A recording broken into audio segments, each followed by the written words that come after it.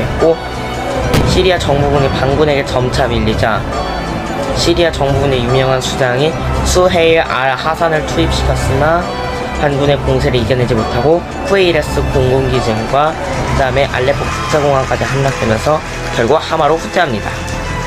그렇게 반군은 기쁨과 승리로 사기가 미친듯이 치솟았고, 알레포의 주변 소도시들과 마을을 점령하며 세력을 구축했습니다.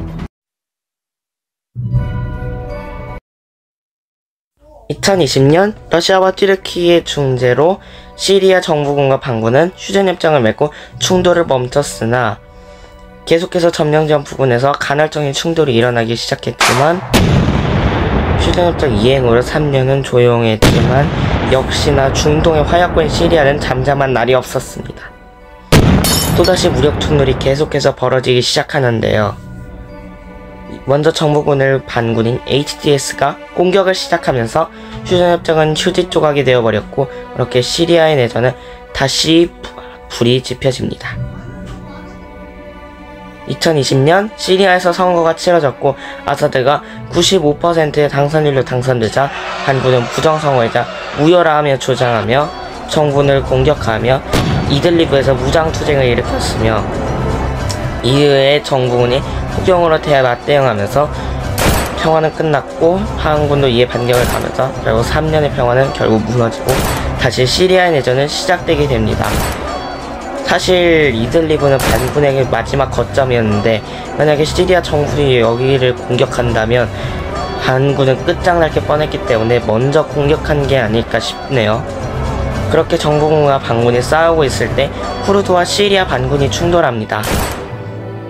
바로 시리아 내셔널 아미, 줄여서 시리아 국민군이 쿠르드족 반군 SDF가 장악하고 있는 도시인 만비즈를 공격하기 시작한 것이었죠. 그렇게 SDF와 SNA간의 전투가 시작되는데요. 여기서 잠깐, SNA는 2017년 튀르키예 지원 아래 설립된 시리아 반군입니다. 친튀르키예 성향이기에 쿠르드족을 공격한 겁니다. 그야말로 튀르키예 SNA 대 SDF의 대결이 시작한 것이었죠.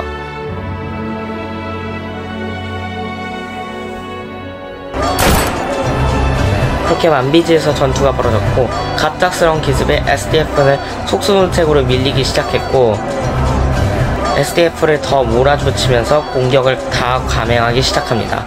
SDF는 계속 버텼지만 도움 요청을 요청했던 미군이 오지 않자 결국 만디즈 외곽으로 철수합니다. 그렇게 SNA는 만디즈 시내를 차지했고 SDF를 만디즈에다 SDF를 몰아냅니다. 참고로 시리아 내셔널 아미 SNA는 쿠르드족 반군을 몰아낸 이후로부터 튀르키예 지원을 더 받기로 결정됐다죠. 그렇게 만디즈 점령에 성공한 SNA는 그렇게 쿠르드족을 만디즈에서 몰아냈는데 성공했습니다. 그의 쿠르드족은 우리국이 우리를 버렸다면서 분노하며 절망했고, 결국 시리아 아사드 정부군과 손을 잡으며 SNA에 대항하게 됩니다. 한편 이들리브를 밀려난 HTS도 공격을 준비하고 있었습니다. HTS는 시리아 정부군에게 당한 걸 기억하며 무기와 자금을 모으며 3년 동안 반격 준비를 시작했고, 병력도 더 늘리면서 시리아 정부군이 이를 알지 못하게 했으며, 그리고 때를 노리고 기다리고 있었습니다. 한편 시리아 정부군은 이를 알지 못하였고 오히려 부정부패와 사치에만 빠져 반군을 무지했습니다.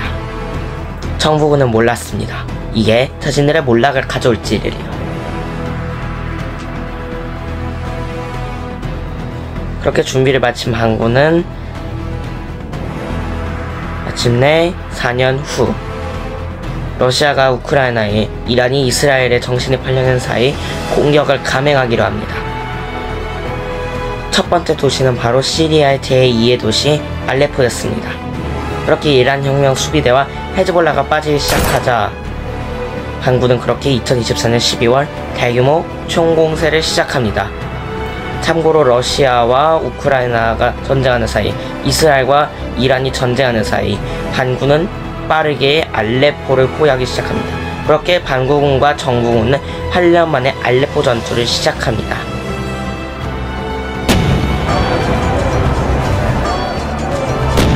반군은 기습과 포위로 알레포의 시리아 정부군을 공격했고, 시리아 정부군이 반군에게 점차 밀리자 시리아 정부군의 유명한 수장이 수헤일 알 하산을 투입시켰으나 반군의 공세를 이겨내지 못하고 후에이레스 공군기지과 그 다음에 알레포 국제공항까지 함락되면서 결국 하마로 후퇴합니다.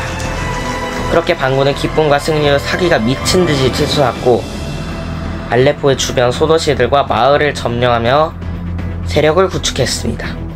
이렇게 시리아 정부군은 엄청난 패배를 당했으며 방어전을 실패하며 사기가 나락으로 떨어져 나갔습니다. 그렇게 반군은 알레포를 점령한 뒤 다마스쿠스로 가는 경로를 정합니다.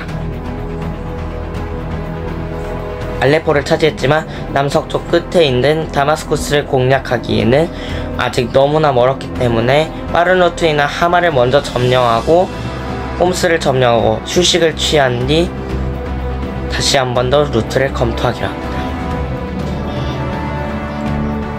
다마스쿠스까지 빠르게 갈 수 있는 경로 중 하나였죠.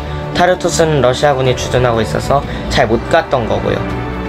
하마랑 홈스는 정부군이 투입되어 있어서 공략은 쉽지는 않았지만 다른 반군들이 장악하고 있는 도시보다는 공략이 쉽다는 장점이 있었고 최단거리에 속하며 안전하다는 장점이 있었기 때문에 드디어 알레포에서 하마로 출정을 시작했고 하마에 도착하게 됩니다. 라타키아와 타르투스에 있는 시리아 정부군은 아무것도 모른 채 그냥 계속 주둔만 안고 있고 하마에 있던 정부군은 이제 드디어 전투를 시작하게 됩니다. 그렇게 알레포에서 하마로 출정한 반군은 정부군을 신속하게 제압하기 위해 병력을 외곽 쪽에부터 공격을 시작합니다.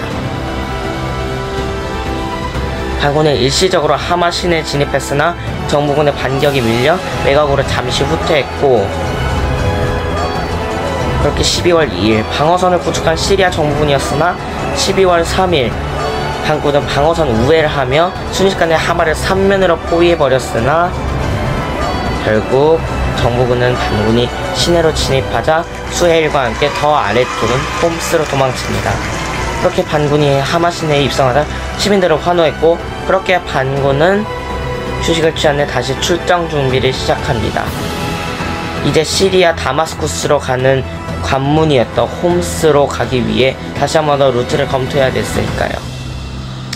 그렇게 반군이 수도 다마스쿠스의 관문인 홈스로 진격해오는 사이 파트단과 아사드는 아예 정신을 못 차리고 있었습니다. 그렇게 명장엔 수헤일도 있었지만 결국 하루 교전 끝에 결국 홈스에서도 물러납니다. 결국 아사드 멸망이 다가온 것이었습니다. 이 소식을 들은 반군들도 반격을 준비하기 시작했고 SDF와 SFA는 결국 공격을 시작합니다. 그렇게 아사드는 비행기로 러시아로 도망쳤고 반군은 홈스에서 잠시 휴식을 취했습니다.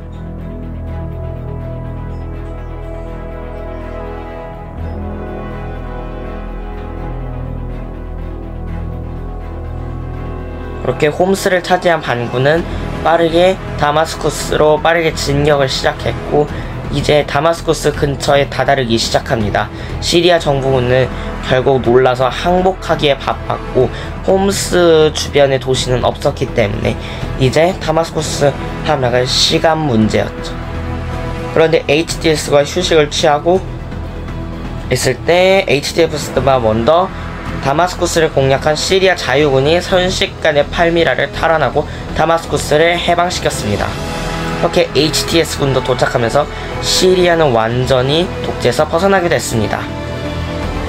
다마스쿠스가 함락되자 드디어 아사드는 끝나버렸고 시리아는 민주주의 국가로 나아가기 위해 새 출발을 시작하게 됩니다.